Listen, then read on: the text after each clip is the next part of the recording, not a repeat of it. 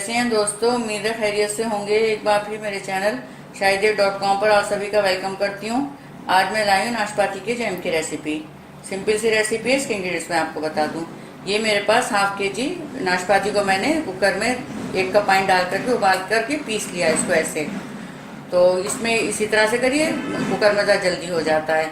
अच्छा, अगर आपके पास जो भी फल बनाए, जिस भी फल का जैम बनाए, उसके लिए रेशियो इस तरह से रखिए। अगर आपके पास हाफ के-जी फल का पल्प है तो उसमें हाफ ही उसकी क्वांटिटी से शक्कर जाएगी, और अगर फल बहुत मीठा है तो फिर उसको आप और कम कर दें, 1/4 कर दें। अब जैसे मेरे पास ये हाफ के-जी है तो ये मेरे पास 250 ग्राम शक्कर है।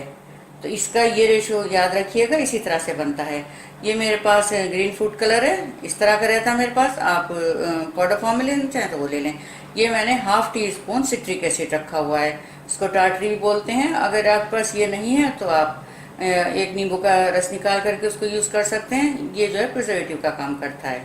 तो शुरू करने से पहले आपको बता दूं, मेरा फूड ब्लॉग भी शाहिदेव.com के नाम से, वहाँ पर विजिट करें, वहाँ की रेसिपी ट्राई करें। सब्सक्राइब करें मेरे फूड ब्लॉग को भी, उसका लिंक नीचे डिस्क्रिप्शन में दिया हुआ है। चलें फिर शुरू करते हैं। ये देखिए, इसमें पैन में मैंने गरम कर लिया। इसमें ये पहले जो हमारा नाशपाती का पल्प है पूरा ये डाल दूंगी मैं, और शक्कर डाल करके इसको हाई टू मीडियम ही हमें पकाना है। और बीच बीच चेक ज़रूर करते रहना है, नहीं तो ये होगा कि ये नीचे लग जाएगा। अच्छा, फूड कलर और सिट्रिक एसिड या नींबू जो भी आप यूज़ कर रहे हैं वो लास्ट में डलेगा, वो अभी नहीं डलेगा। बस इसको अच्छे से मिक्स करके शक्कर को ढक करके मैं पका लूँगी।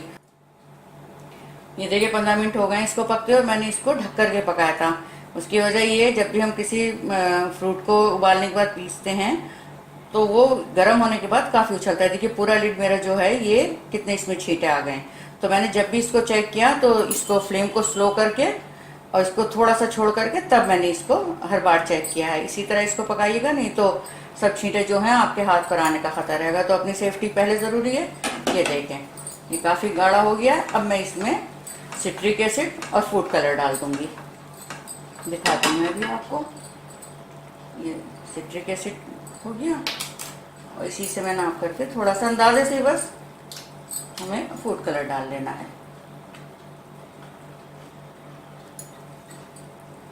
जब तक कि हमारा मनपसंद कलर नहीं आ जाता तब तक इसको डाल लीजिए अंदाजे से ही बस। देखिए मैंने तो 1/4 डाला, उसी में ये अच्छा कलर आ गया। थोड़ा ही है ये, जैसे मुझे आपको बस बना करके दिखाना था, तो उसमें ये कलर काफ़ी हो गया।